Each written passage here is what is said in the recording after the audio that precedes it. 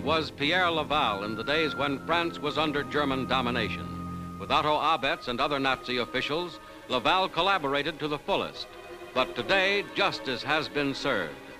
At sunrise, a firing squad files into the prison where Laval is held.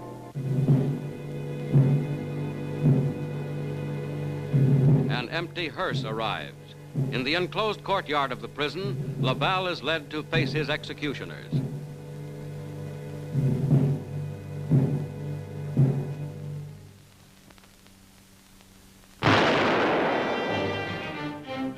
A traitor is dead. Pierre Laval now lies in an unhonored cemetery with his fellow criminals against mankind.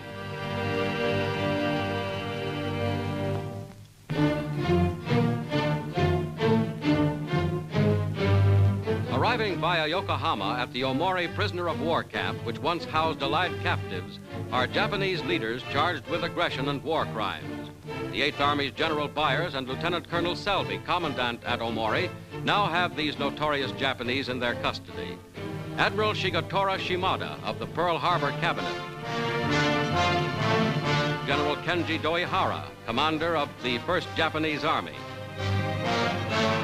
Shigemori Kuroda, commander of the Philippines in 1943. General Masaharu Homa, to whom Wainwright surrendered on Corregidor and who must bear responsibility for the infamous Death March. Colonel Kingoro Hashimoto, Black Dragon terrorist. These men will not escape justice. In the Philippines, an eminent member of their gang is already on trial. Tomoyuki Yamashita, general of the Imperial Japanese Army. He goes before an American military commission headed by General R.B. Reynolds.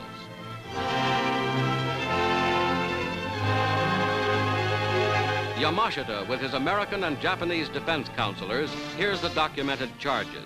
He is accused of brutal atrocities against soldiers and civilians alike.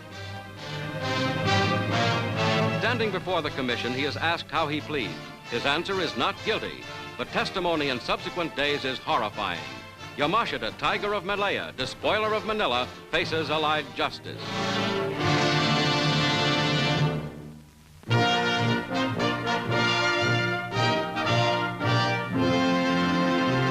The United States Great Meeting of Labor and Management gets underway. Representing labor, Philip Murray, head of the Congress of Industrial Organizations. William Green, leader of the American Federation of Labor. John L. Lewis, United Mine Workers of America.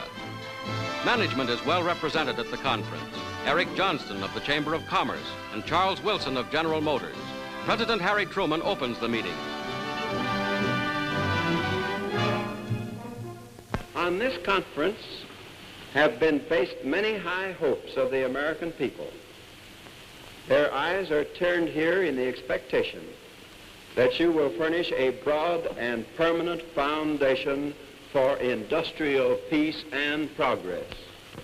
This is your opportunity to prove that you can come to understanding and agreement without political or government pressure.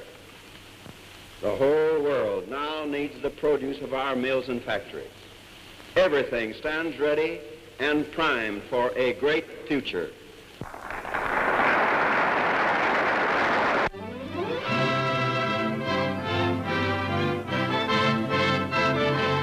At Fort Robinson, Nebraska, there's an honorable discharge for the American Army's famous horses and mules. 30,000 of them are on sale to the public. Broken as draft, pack, or riding animals, they're kept in constant training and condition for their future private owners.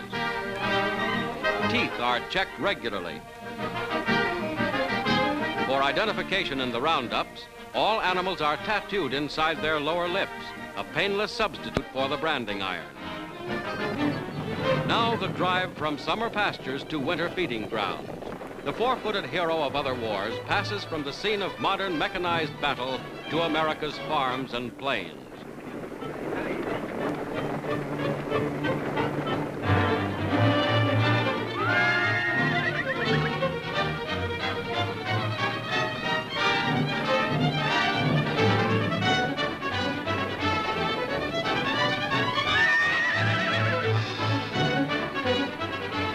Round up for final final sale as surplus property of the United States government, and journeys end for the pride of the old cavalry.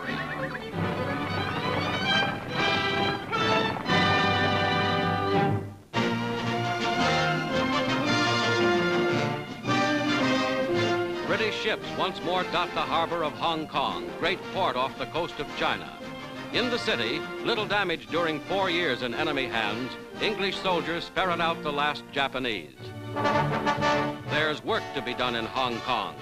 Under Royal Navy guards, the Japanese clean out their own quarters. So foul, they threatened an epidemic. The last remnants of Japanese control go on the bonfire. Soldiers of Nippon are herded to prison camps.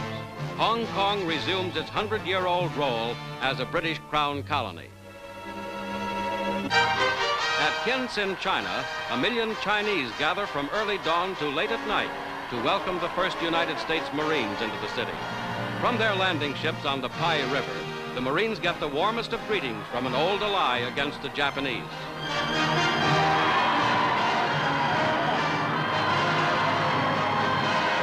Citizens of Tientsin give presents of native fruit to the Americans.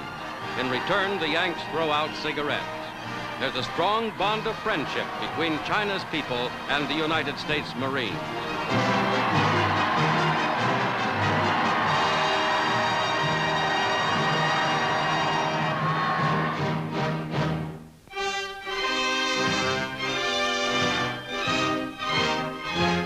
Allied air power almost completely destroyed Japan's mint.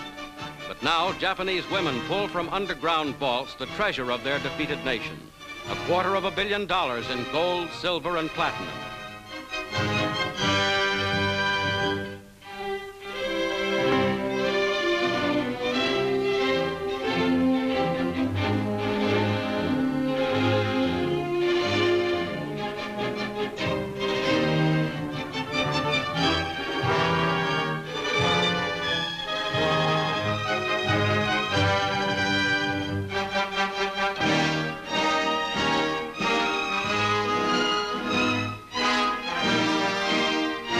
Japan's Army and Navy, after 1937, never had to account to anyone for their expenditures. Under Allied supervision, their funds will not again finance aggression or conquest.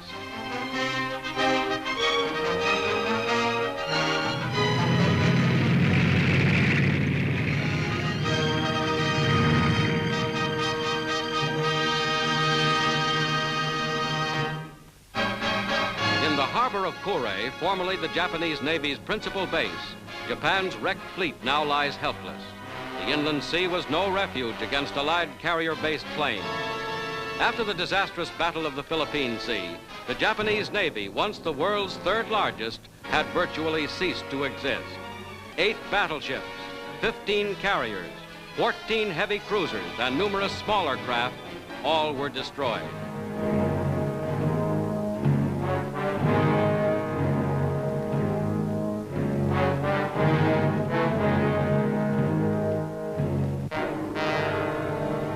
A dream of conquest has reached its end.